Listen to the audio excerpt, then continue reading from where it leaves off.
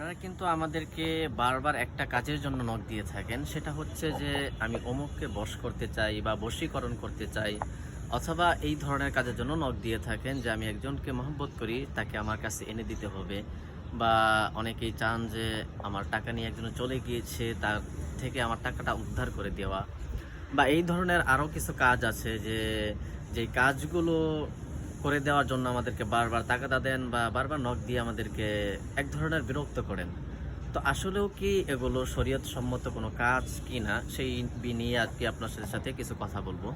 যে বশীকরণ যেটাকে বলা হয়, মানুষকে বশ করা, মানে বশীকরণ হচ্ছে মানুষকে বশ করে নেওয়া, একজনের মনের মধ্যে প্রভাব সৃষ্টি করা, মনকে নিয়ন্ত্রণ করা, যেটা শরীয়তে সম্পূর্ণ হারাম এবং নিষিদ্ধ।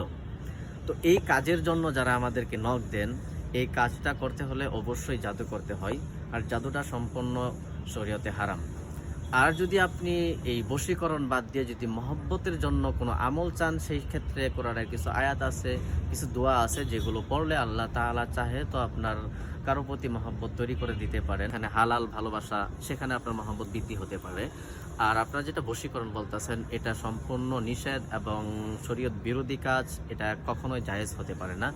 আর আরেকটা কাজের কথা বলেন যে কাউকে এনে দেওয়া, সেটাও বশীকরণের মধ্যেই পড়ে। তারপরে বলতেছেন যে আমার টাকা নিয়ে চলে গিয়েছে, তাকে আমার টাকাটা উদ্ধার করে দেওয়া, এগুলোও সেই হারাম কাজেরই অন্তর্ভুক্ত, কারণ এগুলোর ক্ষেত্রেও জাদু করে আনতে হয়।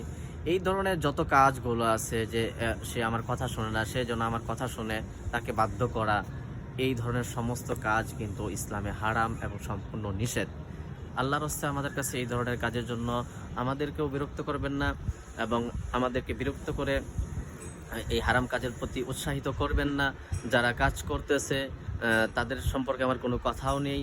আপনারা নিজেদের ঈমানকে অটুট রাখবেন, যাতে এই ধরনের হারাম কাজের প্রতি আমরাও ধাবিত না হই, এবং আপনারাও যাতে এই ধরনের কাজের প্রতি আগ্রহী না হন। সেই কারণেই আমাদের আজকের এই ভিডিও করা, যাতে করে আপনারাও সেফটি থাকতে পারেন, নিজের ঈমানকে হেফাজত করতে পারেন, আমরাও বাঁচতে পারি, আপনারাও বাঁচতে পারেন।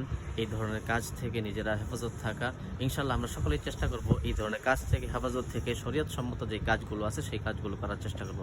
আজকে এই পর্যন্ত। আসসালামু আলাইকুম রহমতুল্লাহি ওয়া বারাকাতুহু।